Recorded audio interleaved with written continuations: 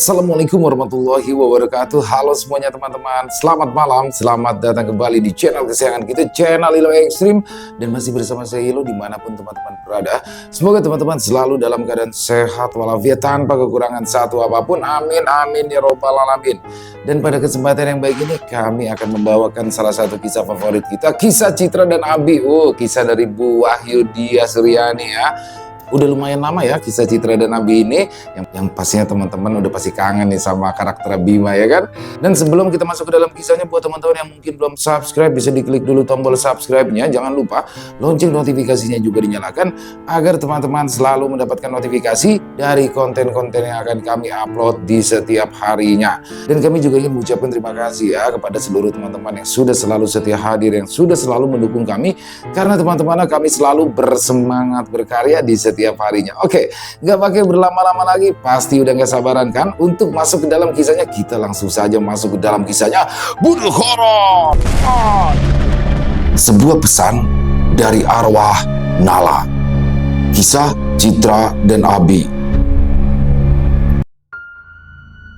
Ya ampun, sebotak, itu mangkok buat es buah, bukan buat ambil sayur, teriak Bima sambil mendekat ke arah Mas Untung yang sedang memasukkan sayur rebus ke dalam sebuah mangkok.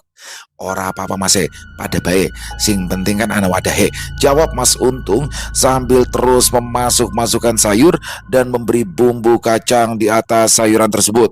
Waduh, ya iki jenenge madang. Kok bisa ya mamane Mas Bima ngerti kalau Inyong suka banget sama lotek, ujar Mas Untung. Ih, lotek, itu pecel namanya Mas Botak, sangga Bima.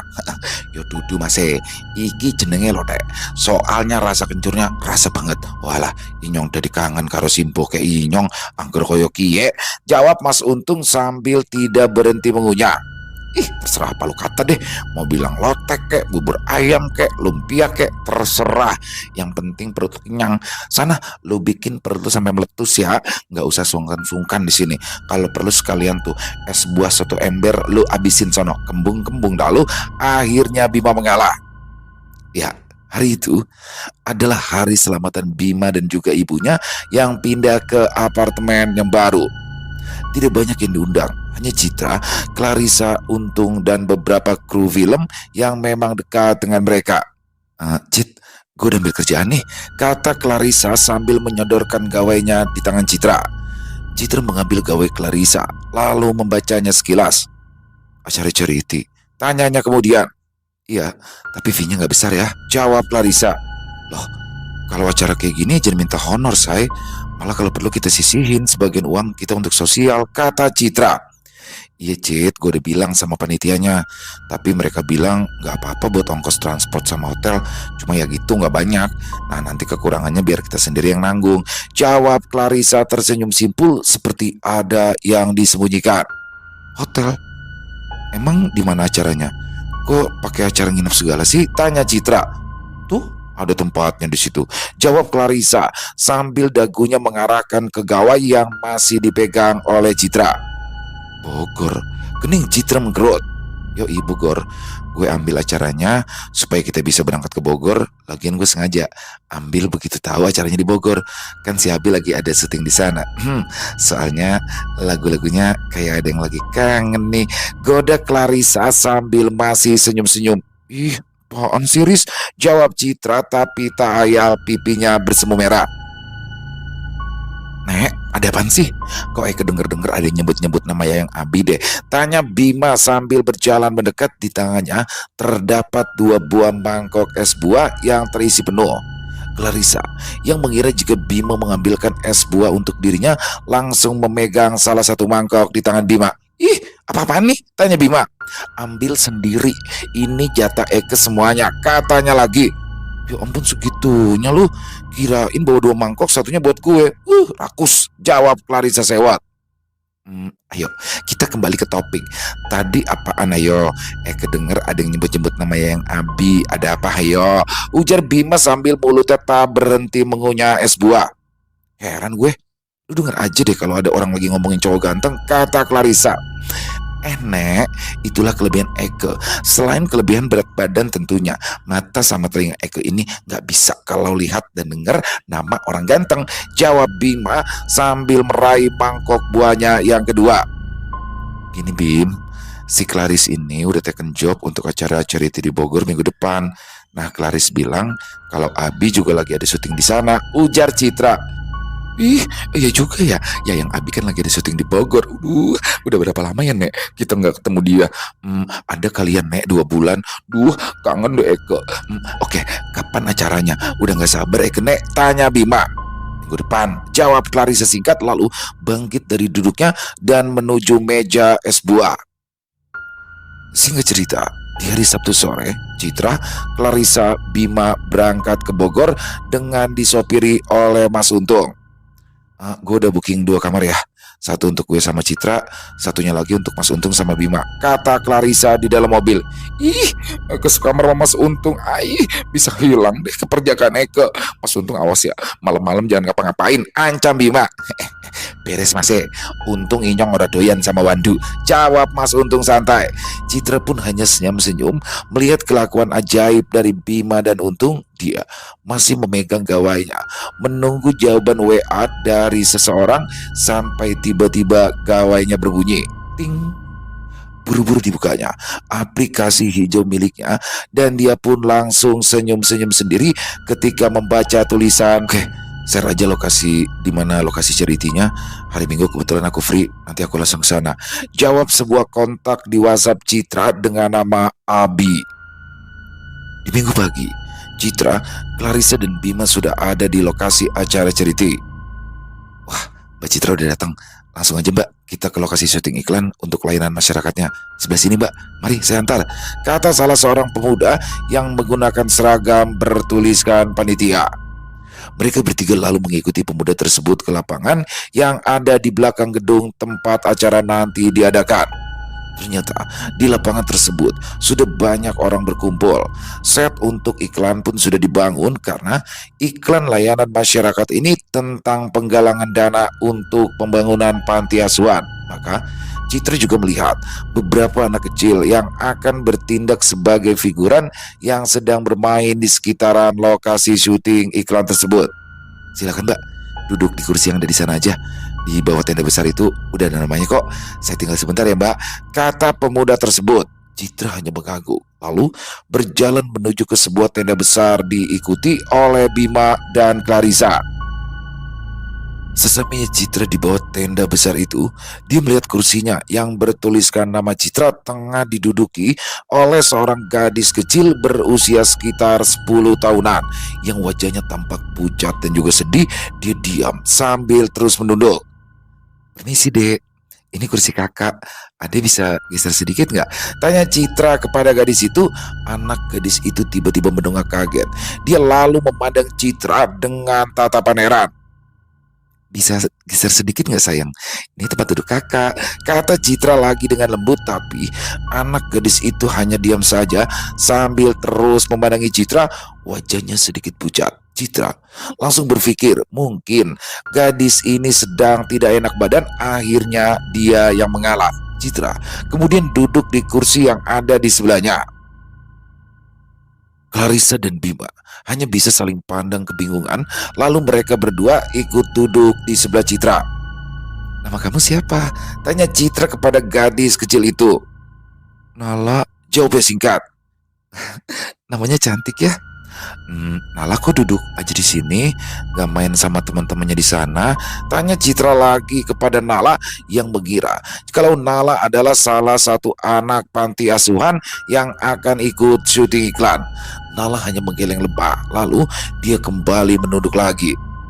Nek, panggil Bima sambil mencolek tangan Citra yang duduk di sebelahnya. Citra menoleh ke arah Bima. Nek, lo ngomong sama siapa sih Nek? Tanya Bima. Ini Nala, anak panti yang mau ikut syuting iklan charity, jawab Citra. Lagi-lagi Bima dan Clarissa hanya bisa saling pandang. Emang Nalanya di mana? Tanya Bima dengan suara takut-takut. Loh, emang lu gak lihat Bim? Ini Nala kan lagi duduk di sebelah gue. Dia duduk di kursi gue lagi, makanya gue geser duduknya, jawab Citra enteng. Sorry ya, Nek. Tapi itu kursinya kosong, Nek. Gua sama Clarissa kagak lihat tuh ada anak kecil duduk di situ. Adanya lagi pada lari-larian noh di sana sambil nunggu jadwal syuting, kata Bima sambil tangannya menunjuk ke arah beberapa anak kecil yang tengah berlari-larian di sekitaran set untuk tempat syuting iklan. Bercanda aja lu, gak lucu tahu. Orang jelas-jelas nih anak gadis duduk sebelah gue, ujar Citra ngotot. Ih, amplop, nih anak mabuk gadung apa matanya minus sih? Dibilangin gak percaya. Nih ya, kalau lu gak percaya, Nek, tanya aja deh sama Clarissa. Bima langsung mencolek Clarissa. Iya, Cit, lu deh tadi kita perhatiin ngomong sendirian aja, kata Clarissa dengan wajah serius. Wajah Citra tiba-tiba memucat. Dia langsung berdiri ke arah Nala yang masih duduk dengan diam di kursinya. Tiba-tiba saja Nala mendongakkan kepalanya sambil berkata, "Jadi kakak benar-benar bisa melihat aku?" tanyanya lirik. Citra terkejut. Kaki dan tangannya mendadak dingin, sedingin es, dan kepalanya pun mendadak pusing. Citra memegangi tangan Bima lalu jatuh tak sadarkan diri.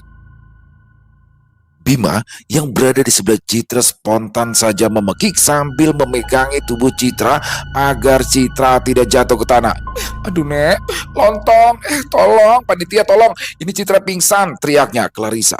Dan beberapa kru syuting iklan buru-buru berlari ke arah Citra dan membantu membopong tubuhnya ke arah tenda kesehatan yang memang sudah disediakan. Citra ditidurkan di tempat tidur. Seorang perawat buru-buru mengoleskan minyak angin ke hidung dan juga perut Citra. Bima tampak panik. Dia terus mengipas-ngipasi wajah Citra sambil memijat-mijat keningnya, berharap Citra segera siuman, sedangkan Clarissa tampak bernegosiasi dengan panitia acara. Setelah beberapa saat kemudian, Citra pun mulai membuka matanya secara perlahan.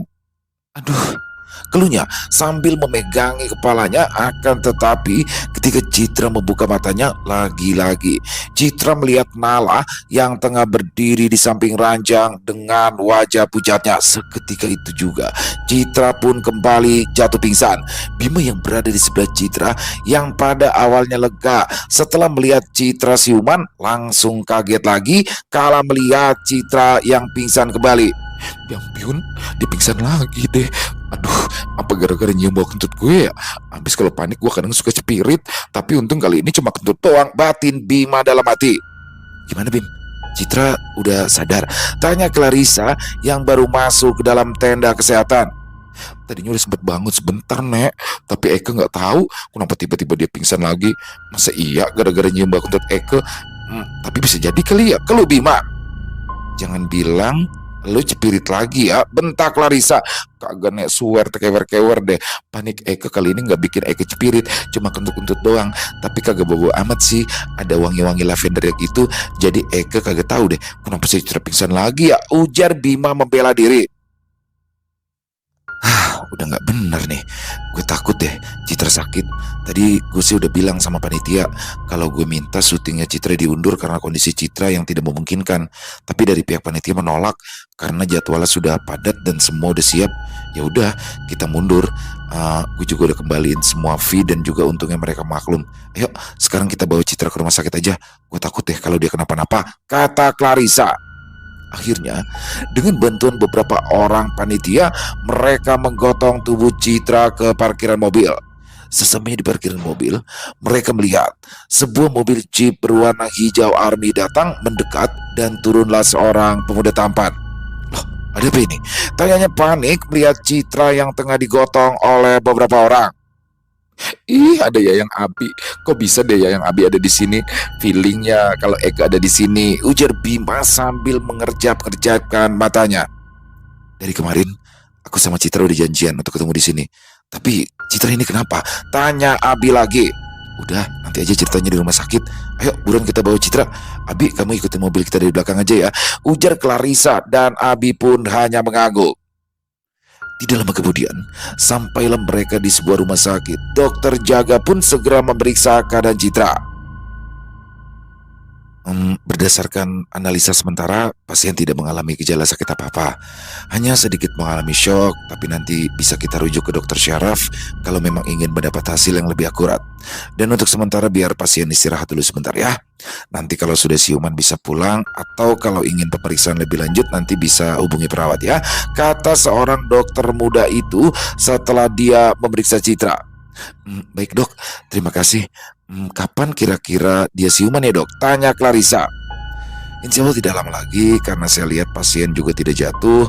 Jadi setelah shocknya hilang ya dia akan segera sadar. Kalau begitu saya tinggal dulu ya. Permisi, katanya. Memangnya Citra kenapa Riz? Tanya Abi yang berdiri di sebelah ranjang Citra setelah dokter dan perawat itu pergi meninggalkan kamar Citra. Gak tau Bi, cuma yang aneh dari tadi Citra itu kayak yang ngomong sendiri. Waktu gue sama Bima nanya, dia bilang dia lagi ngobrol sama anak kecil. Tapi aneh banget deh, gue sama Bima gak lihat apa-apa, gak ngeliat anak kecil itu juga. Kan aneh banget ya. Apa cuma itu halusinasi Citra doang atau gimana ya? Jawab Clarissa. Iya nek, kepikir si Citra mabok gadung gara-gara semalam kita ngemil keripik gadung kebanyakan, saut Bima. Aduh, tiba-tiba terdengar suara pelan-rangan dari Citra. Ih, lu sih berisik aja, jadi kebangun tuh Citranya, kata Clarissa sambil mencubit lengan Bima. Ih, enak aja, kan Eko gak berisik, Eko cuma ngomongin fakta, jawab Bima sambil sewot. Abi, panggil Citra pelan saat pertama kali dia membuka matanya dan orang yang pertama dilihatnya adalah Abi. Yomplop, Eko yang badannya segede gaban, masa masih nggak kelihatan, malah dia panggil Abi duluan, ujar Bima sedikit cemburu. Diem lu, gue plester tuh mulut kalau nggak bisa diem juga, gerutu Clarissa. Oke nek, jawab Bima sambil membuat gerakan mengunci mulutnya. Anak itu udah nggak ada kan? Tanya Citra pelan. Anak yang mana sih Cit? Tanya Clarissa. Itu anak yang duduk di sebelah gue tadi, jawab Citra. Cit, dari tadi juga nggak ada anak kecil yang duduk di sebelah lu Citra, terang Clarissa. Citra nampak bernafas lega, tapi saat dia menoleh ke arah samping, dia melihat kembali anak kecil itu sedang duduk di pojok ruangan. Itu dia ada di sana, seru Citra ketakutan sambil menyembunyikan kepalanya di lengan Abi. Abi berusaha melindungi Citra dengan cara memeluknya. Bima yang melihat kejadian itu langsung memonyongkan bibirnya. Ih, kenakan deh, katanya. Gini. Setauku arwah ataupun entitas yang berani menampakkan diri itu adalah karena ada sesuatu yang ingin dia sampaikan.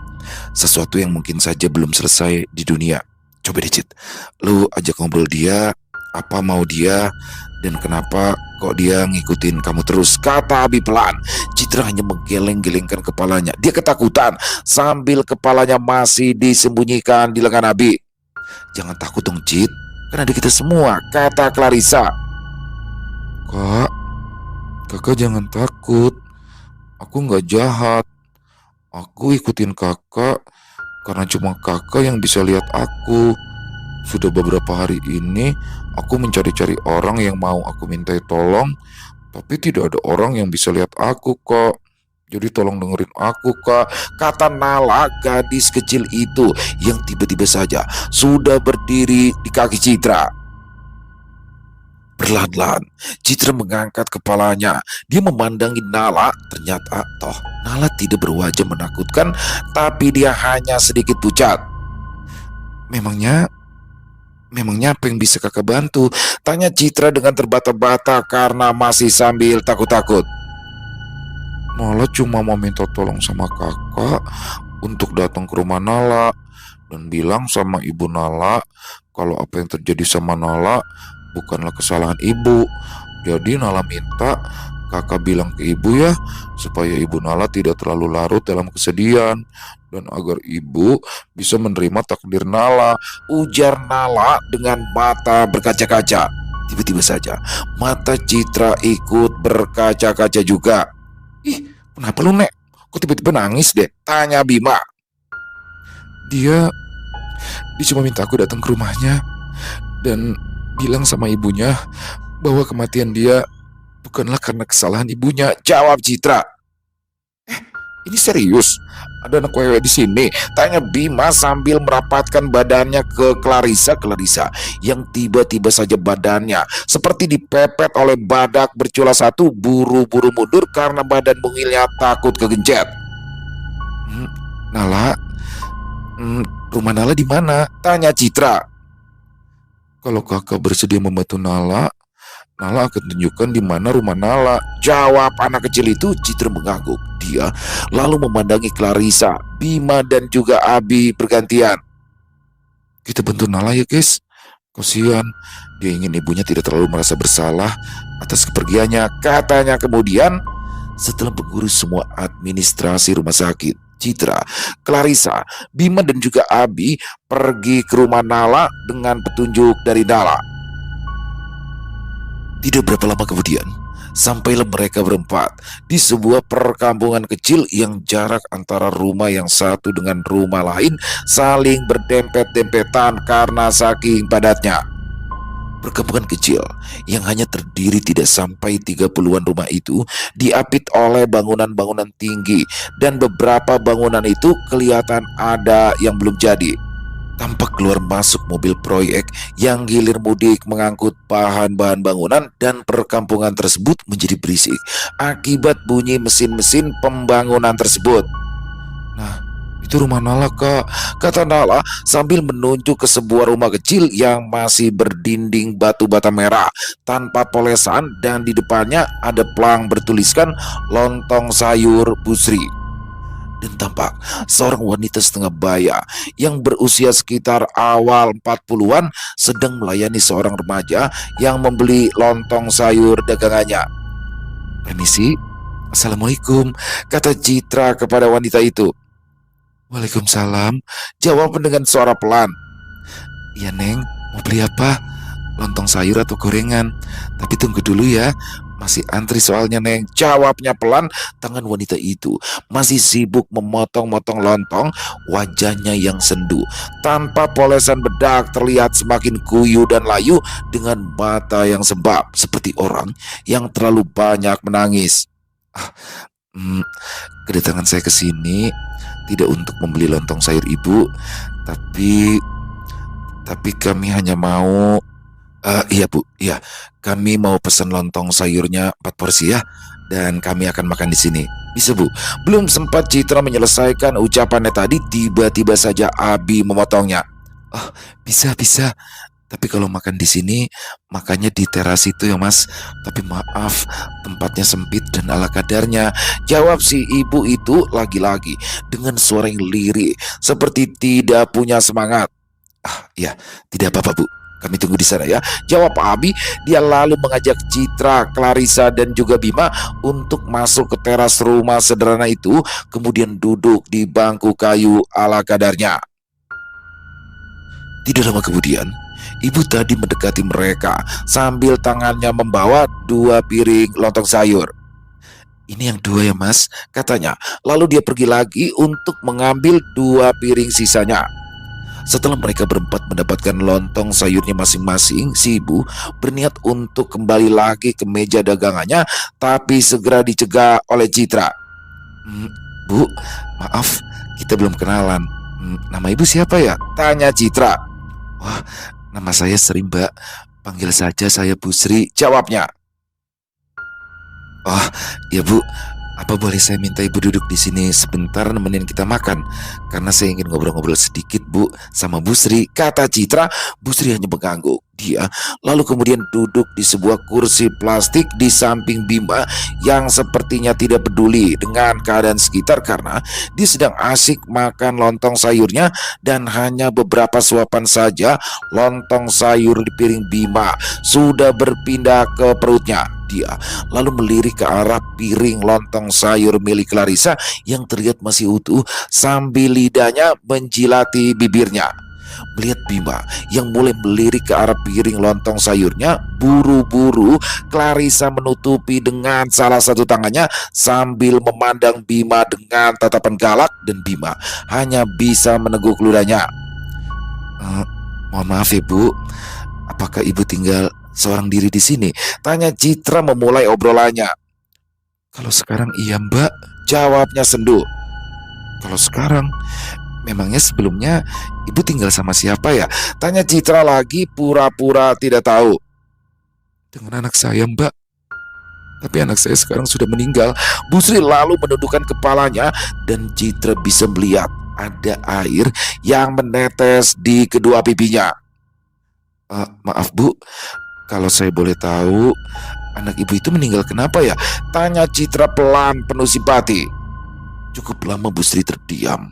Dia seperti berusaha menenangkan hatinya yang kian berkecamuk. Clarissa lalu bangkit dan meletakkan piring lontong sayurnya di meja. Dia lalu mengelus-ngelus punggung Bu Sri dan berusaha menguatkan.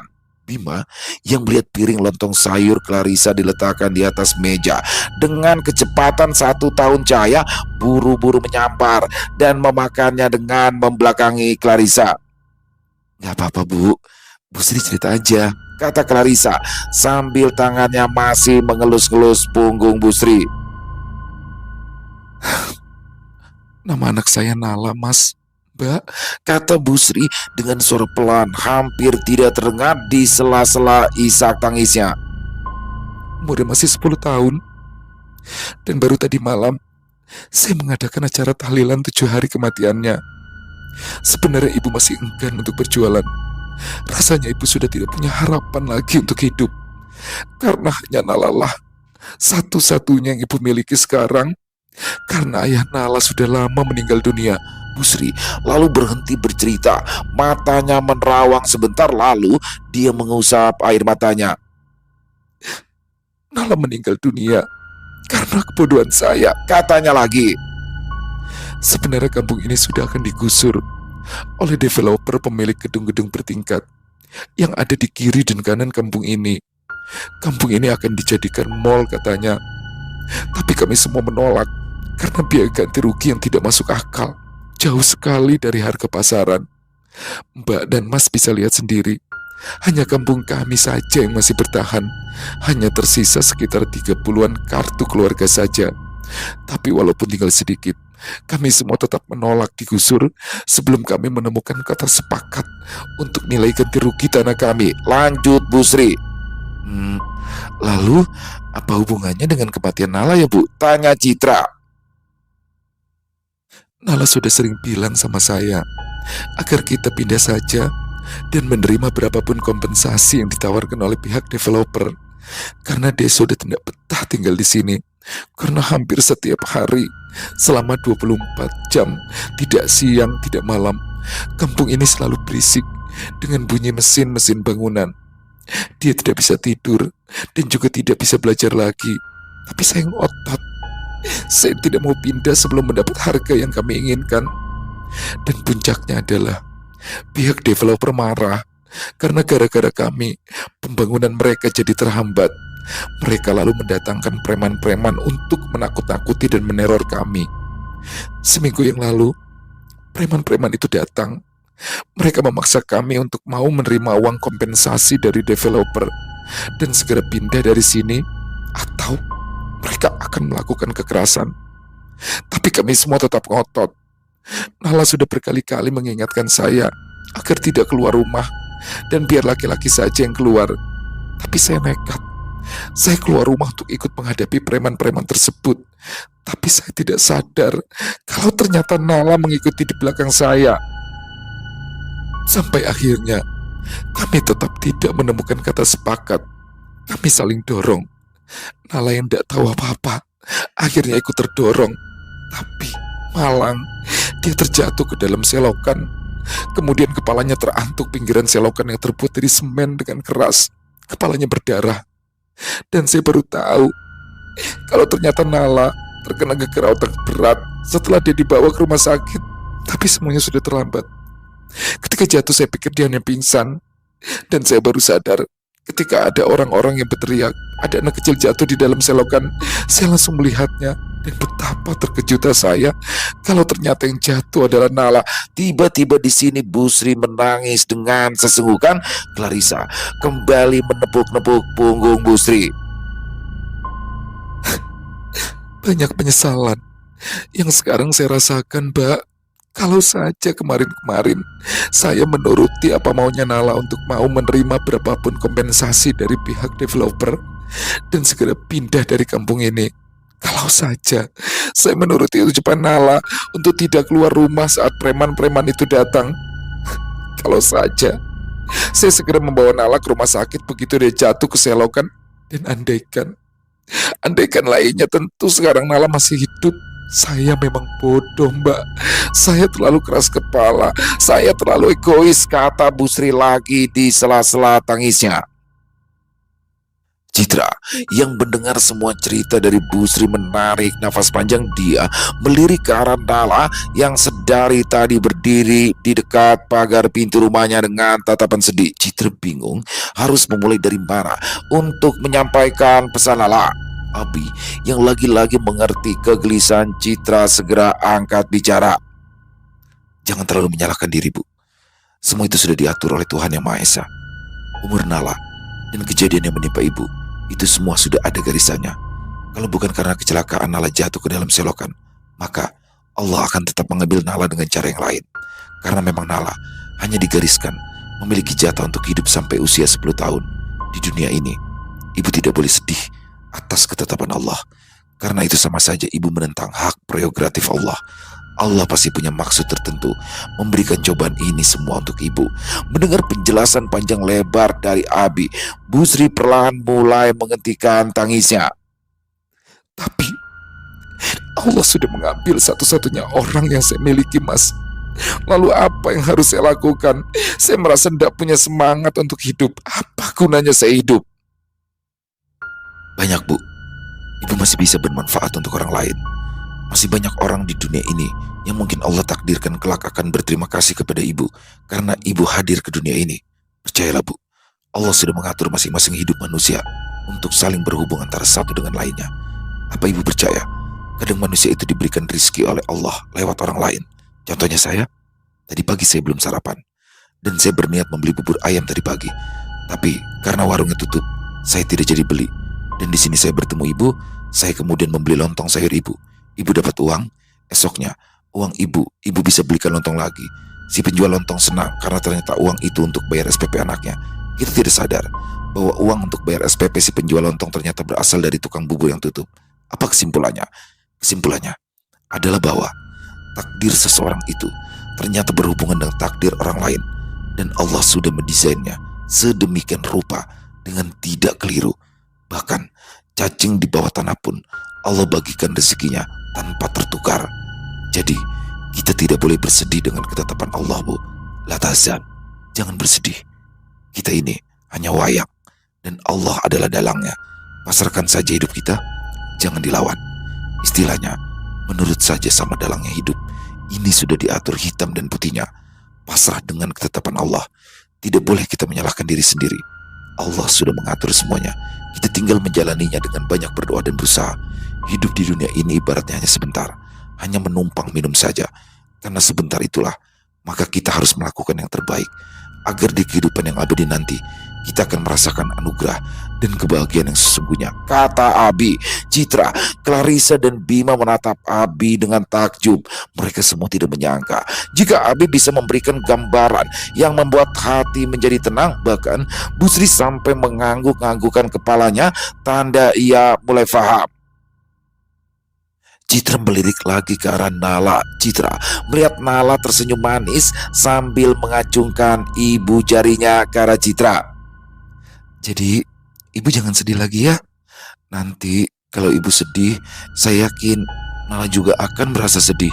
Apalagi kalau sampai ibu menyalahkan diri ibu sendiri, kata Citra sambil berjalan mendekati Bu Sri dan menyentuh tangan Bu Sri. Namun saat Citra menyentuh tangan Bu Sri, tiba-tiba saja dia mendapat vision yang membuat Citra terkejut. Dia melihat Bu Sri yang kepalanya berdarah. Citra langsung melepaskan tangannya. Clarissa yang masih memegangi punggung Bu Sri langsung bertanya, "Ada apa, Cit?" Enggak ada apa-apa, jawab Citra, tapi wajahnya masih terlihat panik. "Lo ngeliat sesuatu ya?" tanya Clarissa lagi. Citra terdiam sejenak, lalu dia mengangguk. Bu Sri, Bu Sri, tiba-tiba saja muncul seorang pemuda tanggung yang berlari ke arah rumah Bu Sri. "Ada apa, Wan?" tanya Bu Sri panik. "Preman-preman, Bu. Itu datang lagi, Bu. Sekarang lebih banyak. Mereka ada di depan gerbang kampung. Pak RT dan beberapa warga laki-laki juga sudah siap-siap menghadang. Saya takut akan terjadi perkelahian besar. Sebaiknya Bu Sri masuk rumah aja dan kunci pintu rapat-rapat," kata pemuda yang dipanggil Wan tadi. Abi dan juga Clarissa hanya bisa saling pandang, lalu mereka berdua saling mengangguk tanda mengerti. "Aku sama Clarissa akan membantu untuk bernegosiasi dengan warga. Kamu sebaiknya hubungi rekan-rekan wartawan. Kamu punya banyak rekan wartawan kan? Dan juga pengacaramu jangan lupa hubungi dia, sama hubungi pihak kepolisian. Aku yakin kalau berita ini di blow up ke media, orang-orang arogan itu akan berpikir dua kali untuk berbuat seenaknya sendiri," perintah Abi. Citra segera mengangguk paham. "Duh, kayaknya saat pendekar high heel bertindak nih," pikir Bima. Buru-buru dia mengambil ponselnya dan menelpon Mas Untung yang menunggu di ujung gang karena mobil tidak bisa masuk ke area perkampungan tersebut. Sedangkan Citra, dia tampak menelpon beberapa teman wartawan, polisi dan juga pengacaranya. Saat Bima dan Citra sibuk menelpon, mereka tidak menyadari kalau ternyata Bu Sri ikut berlari keluar rumah menuju gerbang kampung itu sambil menenteng sapu. Citra baru sadar kalau Bu Sri keluar ketika Nala berteriak-teriak, "Kakak, Kak, tolong, tolong ibuku sedang menuju ke tempat preman-preman itu berada," teriak Nala kepada Citra. Citra segera teringat akan visionnya kalau kepala Bu Sri akan berdarah. Citra jadi khawatir, jangan-jangan visionnya akan menjadi kenyataan. Dia segera berlari menyusul Bu Sri yang diikuti oleh Bima. Ternyata benar dugaan Citra. Di depan gerbang kampung itu Bu Sri tampak dengan beberapa orang preman berbadan kekar berpakaian hitam-hitam tengah saling adu dorong dengan beberapa warga. Namun karena mereka kalah jumlah, warga pun mulai terdesak. Abi dan Clarissa yang berusaha memediasi sudah tidak didengarkan lagi. Dan puncaknya adalah ketika salah satu warga memukul kepala salah seorang preman dengan sandal. Preman yang kepalanya dipukul itu spontan saja menjadi marah sehingga aksi baku hantam tak lagi bisa dihindari. Warga kampung yang terdiri atas anak-anak usia tanggung dan bapak-bapak setengah tua jelas kewalahan menghadapi para preman itu, tapi untung ada Abi dan Clarissa. Dengan sigap kedua orang itu langsung membantu warga. Abi dengan kemampuan bela dirinya yang tidak main-main mampu memukul mundur beberapa preman sekaligus, apalagi Clarissa. Beberapa preman yang pada awalnya terlihat menyepelekannya karena dia seorang wanita menjadi keteteran ketika mendapati serangan balik dari Clarissa. Di tengah hiruk pikuknya perkelahian itu, Bu Sri datang sambil menenteng sapu. Dia sempat memukul kepala beberapa preman dan tidak ketinggalan dua high heel pembela kebenaran, yaitu Mas Untung dan Bima, yang masing-masing sudah membawa sepatu hak tinggi milik Bima dengan ujungnya yang runcing. Tampak mereka berdua berhasil juga membuat beberapa preman kalang kabut dibuatnya. Sampai secara tidak sengaja saat Bu Sri hendak memukul kepala salah satu preman tadi, tiba-tiba saja meleset dan hanya mengenai telinga si preman. Spontan saja si preman yang kebetulan membawa sepotong bambu langsung memukulkan bambu tersebut ke arah kepala Bu Sri. Citra dan Nala langsung berteriak bersamaan. Tapi untungnya pihak kepolisian dan juga beberapa wartawan segera tiba di lokasi kejadian. Preman-preman itu sebagian kalang kabut melarikan diri, sedangkan yang terluka hanya pasrah ketika tangannya diborgol oleh beberapa anggota kepolisian. Sedangkan Citra, dia segera berlari ke arah Bu Sri yang tampak tergeletak di tanah tidak sadarkan diri dengan kepala yang bersimbah darah. Citra lalu mencoba memangku kepala Bu Sri yang berdarah, sedangkan Nala duduk di sampingnya sambil menangis dan memanggil-manggil ibunya. Abi segera berlari mendekat. Dia lalu memandang Citra sebentar. Citra hanya mengangguk. Tiba-tiba saja Abi menggosok-gosokkan kedua tangannya, lalu menempelkan salah satu tangannya ke kening Bu Sri yang terluka menganga mengeluarkan darah. Dan aneh, tiba-tiba saja luka itu tertutup dengan sempurna. Darah langsung berhenti dan hanya meninggalkan satu luka garis memanjang. Nala langsung terdiam. Dia hanya memandang Abi lalu Citra secara bergantian. "Ibumu udah gak apa-apa lagi? Jangan bersedia," katanya kepada Nala. Nala hanya mengangguk sambil tersenyum. 1 minggu setelah kejadian itu, berkat teman-teman wartawan Citra, berita ini pada akhirnya terblow up ke media. Developer ketakutan karena banyak dikecam warga, apalagi setelah ada mediasi oleh pengacara Citra. Akhirnya pihak developer mengalah. Mereka akhirnya memberikan uang ganti rugi kepada warga kampung dengan nominal yang telah disepakati. "Terima kasih ya Mbak Citra, Mas Abi, Mbak Clarissa, Mas Bima sama Mas Untung atas bantuannya tempo hari," kata Bu Sri yang tampaknya sudah mulai bisa tersenyum kembali. Saat Citra dan teman-temannya mengunjungi Bu Sri untuk menengok keadaannya, mereka berlima hanya bisa mengangguk senang. Sekarang apa rencana Bu Sri selanjutnya?" tanya Citra. "Entahlah Mbak, saya belum bisa mikir. Saya tidak punya kampung, tapi saya mau cari tempat aja untuk usaha lontong sayur, tapi yang tidak digusur lagi," jawabnya. Saya ada tempat di Jakarta, sebuah ruko di kawasan perkantoran, dan saya yakin lontong sayur buatan Bu Sri akan laris manis. Karena jujur, kemarin waktu saya coba, rasanya nikmat sekali. Apa Bu Sri mau menempatinya? Dan Bu Sri bebas kok mau memakai ruko itu gratis tanpa harus membayar, kata Abi. Tiba-tiba mata Bu Sri tampak berkaca-kaca. "Sungguh Mas Abi? Waduh, saya mau sekali Mas," jawab Bu Sri. "Iya Bu Sri pindah aja ke Jakarta, jadi deket deh sama Eke. Jadi Eke kalau lagi kepengen lontong sayur buatan Bu Sri yang Endolita Tralala itu gak perlu jauh-jauh lagi dia pergi ke Bogor," kata Bima. "Gendut, lu utang lontong sayur ya sama gue ya. Lu pikir gue gak tahu kalau lontong sayur gue waktu itu lembat," kata Clarissa sambil memandang galak ke arah Bima. "Iya say, habis Eke masih lapar. Lu kan tahu porsi makan Eke 3 kali lipat dari orang normal. Itu aja Eke masih lapar. Cacing-cacing dalam perut Eke masih protes, kata Bima membela diri. Sudah, pokoknya nanti kalau Bu Sri jadi buka lontong sayur di Jakarta, kalian berlima boleh makan gratis sepuasnya," ujar Bu Sri. "Inyong juga boleh gratisan loh Bu?" tanya Mas Untung tiba-tiba. "Loh ya jelas Mas Untung dapat juga. Orang Mas Untung juga ikut bantu gebuki preman-preman kemarin kok," ujar Bu Sri. "Alhamdulillah, untung Inyong ikut," jawab Mas Untung. Sedangkan Nala, sejak masalah ini selesai, Citra sudah tidak pernah melihat Nala lagi. Dan semoga Nala sudah tenang di alam sana. Amin.